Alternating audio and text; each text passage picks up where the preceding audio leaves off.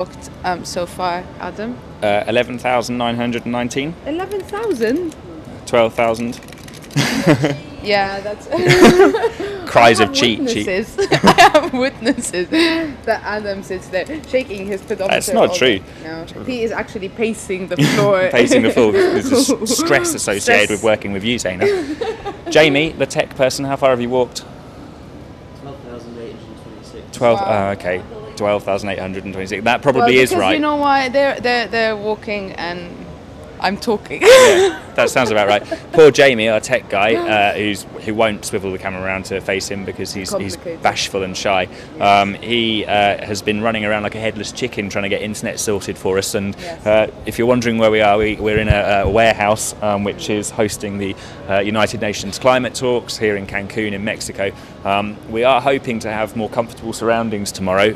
Busier maybe surroundings, to busier, give a little bit more a sense of the place, a bit more vibrant. And Jamie, the tech guy, along with some of our colleagues here, have been desperately trying to get the necessary internet connection to our little studios. Maybe a bit of a overstatement, but we're our up space. And running. We're up and running. We're online. We're doing well, I think. We've overcome a small hurdle. We're doing well, I think. I think we'll leave it to the viewers to judge that. Please send your comments in #OneClimate. We're doing well just being on air. Yeah, we're doing well being on air, considering that the entire United Nations internet disappeared for the afternoon.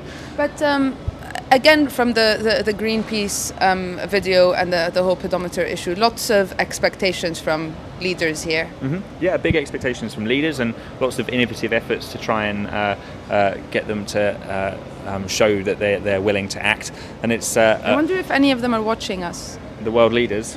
You're probably almost certainly. Barack Obama couldn't come, and so he tuned into oneclimate.net/Cancun. That's probably it. It's probably why David Cameron didn't come as well. I'm glad you phrased that. They're watching us at home. They're watching at home. Thanks, Barack, for joining us. And do pop me a text message or an email or whatever. Live chat, comments, #OneClimate on Twitter. All our viewers are important. All our viewers are important. Barack, you're not especially important, so please send your comments in, send your tweets in. If you agree with Zaina and think we're doing a fantastic job, let us know. If you don't agree, then you can tell us if you like as well. One of the things that we wanted to find out is what people would do if they were a leader for a day. What would you do, in fact, if you were a leader for a day? Fire you.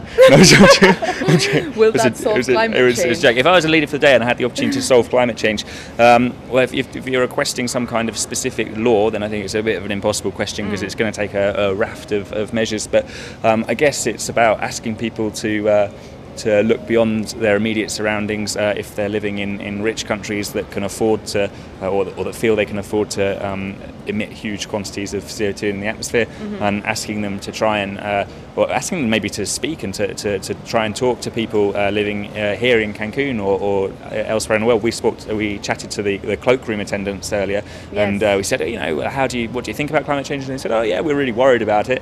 And we said, well, where we come from, lots of people don't believe in climate change. And they went nuts. They were like, what? What are they? Are you mad? Like the seas are rising and like we keep getting flooded in Mexico and the temperature's changing. We have 10 degrees here in Cancun, which... And actually for more on that, if anyone wants to find out more about that, tomorrow is the day to watch the show. We're going to be talking about how climate change is changing people's lives and how people are trying to adapt to it. Yeah, how people are responding to it, looking at some of the innovative solutions that people are putting in place, like new ways that they're growing foods in areas where they're being flooded, for example.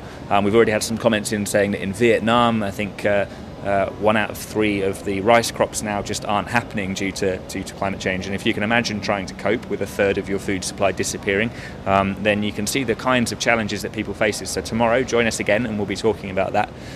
Now though... Shall we see what people say about being a leader for a day? That's a fantastic idea, a brilliant idea. If you were a leader for a day, what would you do? Watch this, have a think yourself, send in your comments. Jamie, our tech man, says, I'm not ready, but he will be in a matter of moments. Jamie, cue it up. Maybe this is a good time to advertise for somebody with a 3rd arm and several hands. More ears? more. I don't think more ears is necessary. I think an arm is big enough. I should explain that there's a team of 6 of us here working to bring you the climate change talks live. 3 of them are based in the Delegate Centre, which is about half an hour drive away, and that's where we'll have them. We'll have them actually. Joanne will be with us tomorrow. She'll pop in to the show and tell us more about what they've been up to in the Moon Palace, which is that's where the talks are happening. So we'll try and get their input as well. And then there's 3 of us here, which is there's 3 of us here, which is a separate building where lots of campaigners and activists and some of the media are based as well. There's Zaina and I, and then Jamie, who is our technology wizard, who taking a look at the stressed expressions on his faces, is having difficulty queuing the video up. So perhaps it's a good opportunity again to tell you, 1 minute, he says, that I can tell you in 1 minute. You can watch us on Justin TV, you can watch us on oneclimate.net/Cancun, and if you're watching us there's a live comments box where which we'll monitor whilst we're talking and try and answer your questions. And we're interested in everyone's... And actually, I am monitoring that live. And if we just see, it says from Barak, thanks Barak, who's watching. Hey Adam, I'm a big fan of yours. What about introducing your co-presenter? Again, this will be the 3rd introduction. Zaina, who is my co-presenter and kind of prettier than me, according to our new sting, which you wrote. Which I wrote. So it's true, she is. And we're going to be covering these talks for the next couple of weeks. So watch us, oneclimate.net/Cancun. Comment, send your Twitter messages in. #OneClimate will pick them up. And throughout the rest of the week, we're going to be interviewing experts on climate change tomorrow, as Zaina's just mentioned. We're going to have we're going to have reports as well. We're going to be going around filming lots of interesting reports, trying to cover the talks in a very captivating and fun way, and explaining everything that's going on, so that you feel that the good sides of being here. Yeah, and if you forgive us for looking progressively more tired and ill as the 2 weeks go on, that'll be because... He might look more tired. I never get tired. No, Zaina never gets tired. She told me last night that I needed to get my beauty sleep, and I said, what about you? She said, I don't need beauty sleep. So you can see the kind of systematic bullying that's occurring within our team. But we are going to be here for the whole 2 weeks, and we're going to do our best to bring in the coverage, even if that means staying up till 4 in the morning editing videos fueled purely by caffeine and videos such as the one we're about to show you now. Videos such as the one that we're about to show you now. Jamie's nodding affirmatively. He's got it queued up. Let's go. I guess the law would just have to be, I think it's really important that we have set, like something that's really set, instead of just, we're going to reduce our emissions by 5%. So maybe just something as simple as 1 car per household or something like that, because then people are going to be obviously forced to take transit or bike or walk. I am sorry, can you repeat the question?